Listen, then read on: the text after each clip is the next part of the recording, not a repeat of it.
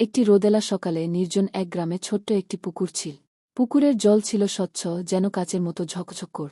চারপাশে ছিল সবুজ গাছপালা, যেখানে বিভিন্ন রঙের পাখিরা ডানা মেলে উড়ে বেড়া। পুকুরের জলে বাস করত একটি সোনালি রঙের হাঁস, নাম ছিল সুরমা। সুরমা ছিল খুবই বুদ্ধিমান আর চঞ্চল। পুকুরের ধারে গাছের ডালে বাস করত টিয়া পাখি টুকটুক। টুকটুক সবসময় গান গাইত, আর তার সুরে জঙ্গলের পাখিরা সুর মেলা।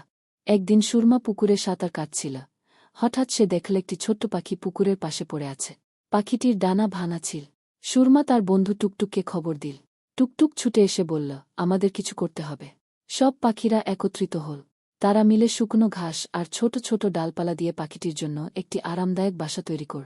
টুকটুক তার ঠোঁটে ফল আর বীজ এনে দিল, আর সুরমা পাখিটিকে তার নরম পালক দিয়ে উষ্ণ রাখ।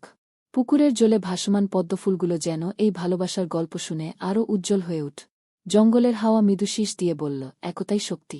কয়েক সপ্তাহ পরে ছোট্ট পাখিটির ডানা সেরে উঠ। সে আবার উড়তে শুরু কর। বিদায়ের সময় সে বলল, আমি তোমাদের কখনো ভুলব না। তোমাদের বন্ধুত্ব আমার জীবনের সবচেয়ে বড় উপহার। তারপর থেকে পুকুরের ধারে আর জঙ্গলের আকাশে এক অন্যরকম সুর বাজ। এটি ছিল প্রকৃতির সুর, ভালোবাসা আর একতার গল্প।